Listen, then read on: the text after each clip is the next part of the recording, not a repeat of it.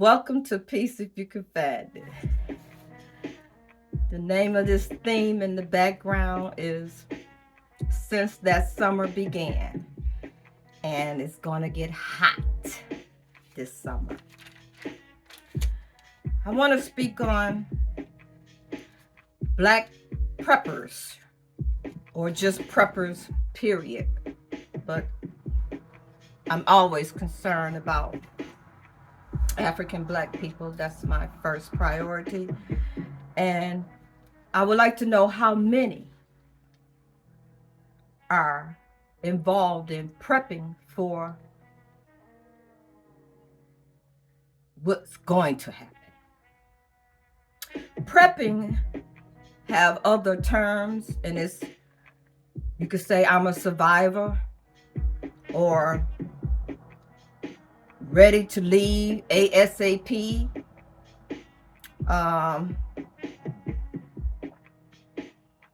You could be a preparation enthusiast. Hurricane Katrina and the situation in Flint, the water situation for the last 10 years, it has not been resolved. Just because we don't see it on corporate news doesn't mean that that problem has been resolved in Flint, Michigan. The cancer rate is up 300 to 500%, especially in certain areas of the body is very up. And people are dying 20, 30, 40, 50 years old. Babies are born deformed. It's a lot going on that they're not talking about. And just because they're not speaking on issues that were happening 2, 3, 4, 5, 6, 7, 8, 9, 10 years ago does not mean it has been resolved. The Flint situation has not been resolved. It has just been swept under the rug. And the crying out, the agony that they feel and expressing, it matters not. Hurricane Katrina should have taught us. And the Flint situation and the Palestine, Ohio, where the train went off the track and exposed all those elements into the air, and those people are still suffering. Well, let me go on with my notes. I don't want to be too long. But your job may not be guaranteed. So do you have means to survive, means to live, means to drink water and eat food if your job should shut down, if your wife's job should shut down, if your Social Security should be cut, because they always threatening that. Who's going to save us? Who's going to save us? Who is going to save us? From the sky or down here below? Who is going to save us? You're going to have to save yourself, people. Food shortage. Do you have enough food, edible food? You can live 3 days without water, 7 days without food.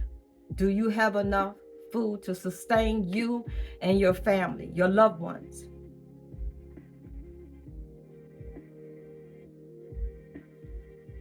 You may have dehydrated food because they sold us on that about, 3 years ago when the demic was prevalent. Everyone was buying dehydrated food. Some of this dehydrated food requires water, right? Do you have a TSD to test your water to see how much chemicals are involved in it? The water here where I'm at is contaminated. If I drink it, it makes my stomach hurt. So I have a real concern too of this water that's flowing onto my body when I take a shower and when I floss my teeth. I stopped flossing my teeth because I said, if this water is so contaminated that I can't drink it, I'm flossing it, power pushing it up into my gums. So I stopped that. The water is utterly contaminated, full of PFAS, PFAS. It's the forever chemical. Do we know how to hike, camp, proper use of firearms? Do you have enough ammunition? Black folks used to always say, well, you can't catch us in the woods. And that's true. We don't deal with hunting and all of that. But it's time to learn. I see myself running through the woods. I really do. And climbing a tree and just living on a branch somewhere up high. But that's not going to make a difference. If you've been in the military, or if you have family members that's been in the military, they have knowledge of how to survive. They have knowledge of what it takes to live off grid. And that's a good thing to know. It would be good to take a survival class, but they have so much on YouTube right now. You could just type in prepper or survivor skills and everything will come up. The city, being in the city when it go down, because it's going to go down. It went down in 2004 in the major city of Detroit in the eastern seaboard of the United States, Canada, when all the power went down. You couldn't get your money out the bank. The stores wouldn't open. If you had a $20 bill and you needed $10 worth of groceries, they would pass it through the window and you wouldn't get any change back. I remember that. I had just got paid and I couldn't get my money out the bank. So I have a problem now with my money in the bank. I don't leave just a minimum in there. I'm the old folks way. Dig a hole in the carpet, put it in a book, because all your money in the bank, they're not giving you any interest. So why leave it in there and that you can't get to it and they can shut it down at any time? That's my opinion. Some have communities that get together, co-op gardens, but the government is cutting down on that. Growing wholesome food, supplying wholesome milk to the community. They don't want that. They don't want that. They want you to have GMO, non-GMO kibbles and bits that they're serving.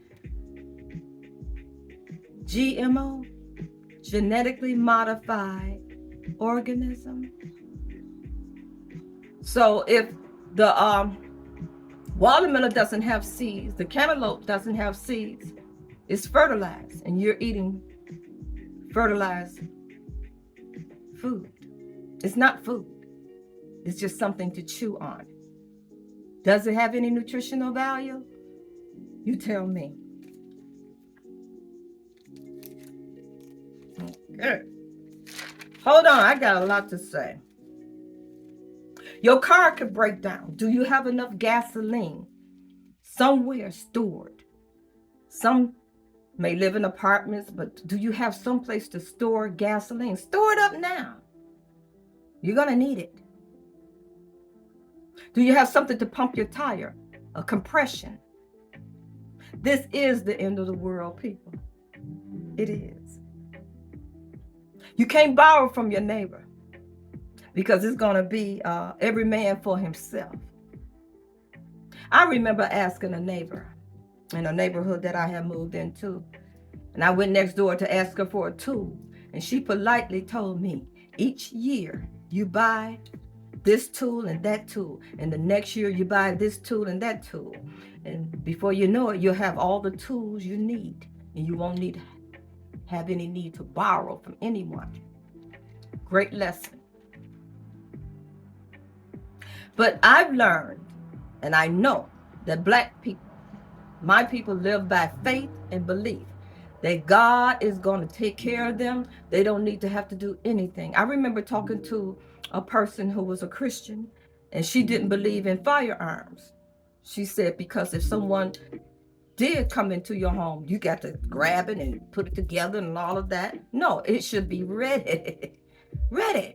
But most Christians don't believe in firearms. The wise ones do. Remember the elders, how they used to can food? I remember this person. She had a basement. She was an elder from the past, and she had a store in her basement. She had a store in her basement.